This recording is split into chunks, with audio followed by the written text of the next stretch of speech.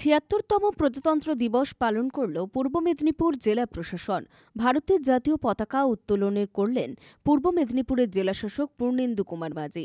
সারা ভারতবর্ষে সাধারণতন্ত্র দিবস পালন হল রবিবার। পাশাপাশি পূর্ব মেদিনীপুর জেলার তমলুক রাখাল মেমোরিয়াল ফুটবল গ্রাউন্ডে সাধারণতন্ত্র দিবস পালিত হয়। জাতীয় পতাকা উত্তোলন, স্কুল কলেজে ছাত্রছাত্রীদের প্যারেড, কুচকাওয়াজ, সাংস্কৃতিক অনুষ্ঠানের মধ্য দিয়ে দিনটিকে পালন করা হয়। এখন জাতীয় পতাকা উন্মোচিত হচ্ছে। ৭৬তম সাধারণতন্ত্র দিবসে জাতীয় পতাকা উন্মোচন করলেন সম্মাননীয় জেলা শাসক শ্রী পূর্ণেন্দু কুমার মাঝি মহাশয়। এরপর রাষ্ট্রীয় সালামি এবং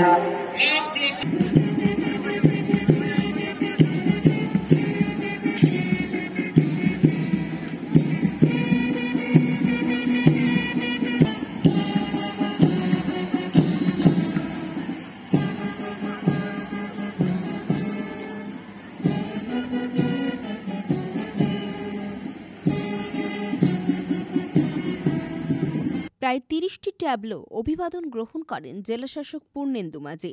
জেলাশাসক ছাড়াও উপস্থিত জেলা পুলিশ সুপার সৌম্যদীপ ভট্টাচার্য সহ জেলা প্রশাসনের একাধিক কর্তা ব্যক্তিরা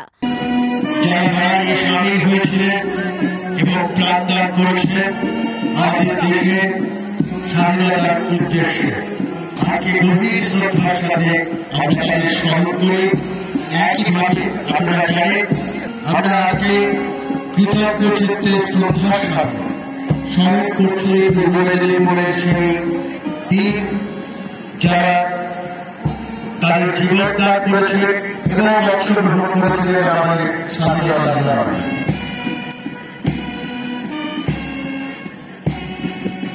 সাধারণতন্ত্র দিবসের কুচকাওয়াজ দেখতে তমলুক রাখাল মেমোরিয়াল ফুটবল গ্রাউন্ডে সকাল থেকেই ভিড় উপচে পড়ে।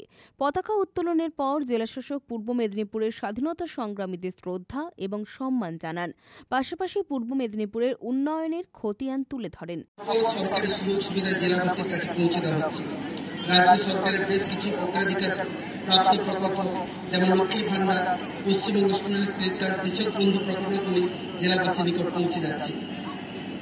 লক্ষ্মীর ভান্ডার প্রকল্পের মাধ্যমে জেলা ১৩,৪৩,৮৮১ জন প্রাপ্তবয়স্ক মহিলাদের মাসিক আর্থিক সহায়তা প্রদান করা হচ্ছে।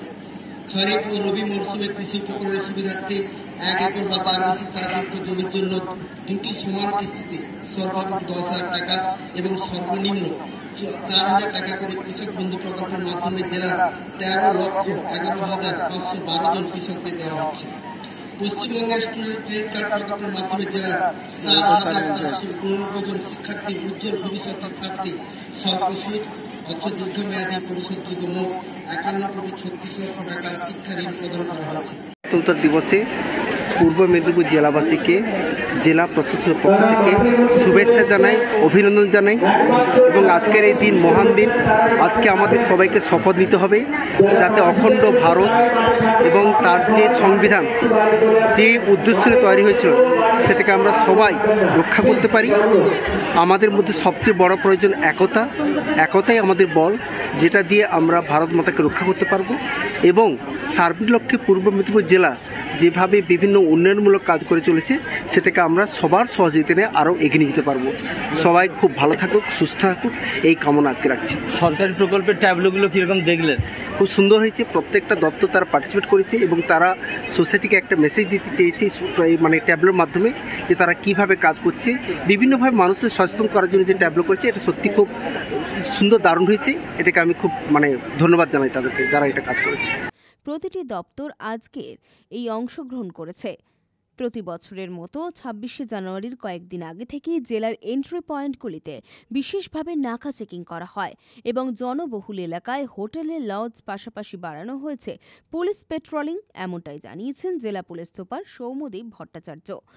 লক্ষ্যে প্রত্যেক বাড়ি যে বিশেষ নিরাপত্তার একটা ব্যবস্থা থাকে, তার জন্য আমরা গত দুদিন ধরেই বিভিন্ন জায়গায় নাকা চেকিং করছি। জেলার বিভিন্ন যে এন্ট্রি এক্সিট পয়েন্টগুলো আছে সেগুলোতে বিশেষভাবে নাকা তল্লাশি করা হচ্ছে। হোটেল, লজ এবং অন্যান্য যে জনবহুল জায়গাগুলো আছে সেগুলোতে নাকা তল্লাশি করা এবং সাথে আপনার পুলিশ পেট্রোলিং বাড়ানো, সেই সমস্ত কাজই চলছে। পুলক বেরার রিপোর্ট, খবর BCBS।